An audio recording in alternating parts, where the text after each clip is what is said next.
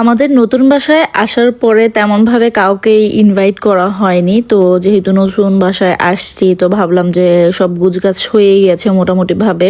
তো ভাবলাম যে সবাইকে একটু দাওয়াত করি আমাদের বাসায়, তাই সবাইকে রবিবার হচ্ছে আমার বাসায় দাওয়াত করেছিলাম। তো কি কি রান্না করব তো সেটাই হচ্ছে আজকে আপনাদের সাথে শেয়ার করব।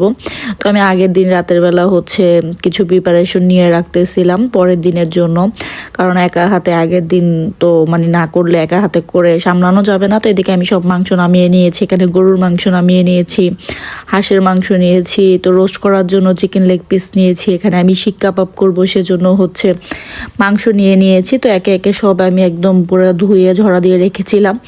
এখন আগে হচ্ছে আমি শাসলিকটাকে ম্যারিনেট করে নিচ্ছিলাম।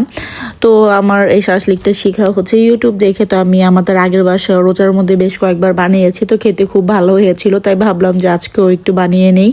তো মাংসগুলিকে একদম পাতলা স্লাইস করে আমি একদম দোকান থেকে কেটে নিয়ে আসছিলাম। তো এখানে আদা রসুন বাটা দিয়েছি একটু বেশি করে, 3-4 চামচের মতো টক দই দিয়েছি, হলুদের গুঁড়া, মরিচের গুঁড়া, ধনিয়ার গুঁড়া, জিরার গুঁড়া, তারপরে হচ্ছে গরম মশলার গুঁড়া, barbecue sauce, soya sauce, oyster sauce, তারপরে দিয়েছি হচ্ছে সামান্য পরিমাণ জর্দার রং, স্বাদ মতো লবণ দিয়েছি, গোলমরিচের গুঁড়া দিয়েছি, আর হচ্ছে কাবাব যে মশলাটা ছিল সেটা দিয়ে এটাকে একদম ভালো করে হচ্ছে আমি মেখে রেখে দিব। তো মাখা হয়ে গেছে, এখন এটাকে একটা বক্স করে আমি ফ্রিজে রেখে দিব।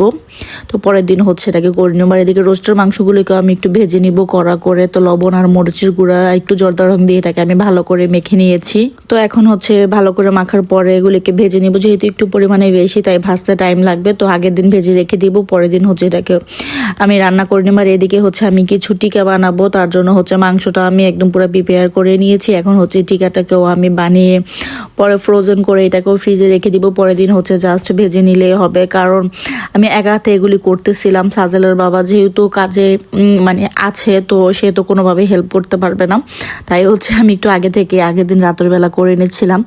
তো এখন হচ্ছে আমি একটা প্যানের মধ্যে পরিমাণ মতো তেল দিয়ে চিকেনগুলিকে হচ্ছে ভেজে নিচ্ছিলাম। তো পাশাপাশি হচ্ছে পেঁয়াজ, কাঁচামরিচ যা যা প্রয়োজন সেগুলিকেও কেটে নিচ্ছিলাম। তো শাসলিকের মাংসটাকে আমি এখন ফ্রোজেন করে রেখে দিব। আর এদিকে আমি যেই চিকেনগুলি ভাজতেছিলাম ওইটা আরেকটা বার্নারে দিয়ে এখন হচ্ছে আমি হাঁসের মাংসটা বসাবো। প্রথমে একটা প্যানের মতো পরিমাণ মতো তেল দিয়ে গোটা গরমের মশলা দিয়ে দিয়েছি। এখন পেঁয়াজ, কাঁচামরিচ একটু ভেজে নিব। তো একটু ভাজা ভাজা হতে যতক্ষণ টাইম লাগবে ততক্ষণ হচ্ছে আমি এটাকে ভেজে নিব। আর পাশাপাশি হচ্ছে আমি চিকেনগুলিকেও ভালো করে ভেজে নিচ্ছিলাম। তো ওগুলো তুলে নিয়েছি, আরেকবার হচ্ছে দিয়ে দিয়েছি। এখন হচ্ছে আমি হাঁসটা বসানোর জন্য পরিমাণ মতো আদা রসুন বাটা, হলুদের গুঁড়া, মরিচের গুঁড়া, ধনিয়া জিরার গুঁড়া দিয়ে স্বাদ মতো লবণ দিয়ে এটাকে ভালো করে কষিয়ে নিব। তো হাঁসের মাংসটা একটু বেশি মশলা হলে খেতে ভালো লাগে, একটু গরমের মশলাটাও বেশি দেওয়ার প্রয়োজন আমার মনে হয়, তাহলে হাঁসের যে একটা আলাদা স্মেল থাকে সেটা থাকে না। তো আমি হাঁসের মাংসগুলোকে একটু ছোট ছোট করে নিয়েছি। তো আমার মা বলে হাঁসের মাংস একটু ছোট ছোট সাইজ হলে খেতে ভালো লাগে, তাই আমি মাংসটাকে দিয়ে এখন অনেক টাইম হচ্ছে এটাকে কষিয়ে নিব। তো নুসরাত ভাবিরা আরও 2বার এসেছে, ওটার কোনো ক্লিপ না হয়নি, রাতের দিকে এসেছিল, তেমন কিছুই তাদের জন্য করা হয়নি। আর রানা ভাইয়ারাও এখন পর্যন্ত আসেনি, অন্যান্য ভাইয়ারাও আসেনি। তো ভাবলাম যে সবাইকে একসাথে দাওয়াত করি, দুপুরের খাবারটা সবাই একসাথেই খাবো। তো তার জন্য সবাইকে বলার, যেহেতু নতুন বাসায় উঠেছি সবাইকে তো একবার দাওয়াত দিতেই হবে, তাই ভাবলাম যে সবাইকে দাওয়াতটা করে নেই। তো এদিকে ভালো করে কষে নেওয়ার পরে আমি হচ্ছে পরিমাণ মতো গরম পানি দিয়ে দিয়েছি। তো ওদিকে চিকেনগুলিও ভাজা হয়ে গিয়েছে সব। তো ওই বার্নারে হচ্ছে হাঁসটা দিয়ে পরে এই বার্নারে আরেকটা প্যান বসিয়ে পরিমাণ মতো পেঁয়াজ, কাঁচামরিচ, বেশি করে আদা রসুন বাটা দিয়ে এটার মধ্যে হচ্ছে আমি গরুর মাংস বসাবো। তো সবসময় যেভাবে বসাই ঠিক সেইভাবেই আমি গরুর মাংসটা বসাবো। তো পেঁয়াজ, কাঁচামরিচ একটু ভাজা ভাজা হয়ে গেলে এর মধ্যে গোটা যা যা মশলা দেওয়া সেগুলি আমি দিয়ে দিয়েছি। আর লাস্টে হচ্ছে আমি যে একটা পেস্ট বানাই, পেঁয়াজ বেরেস্তা, টক দই, তারপরে হচ্ছে আলু বোখার আর কিশমিশ, ওটাকে পেস্ট করে দিলে এই গরুর মাংসটা খেতে খুব ভালো লাগে।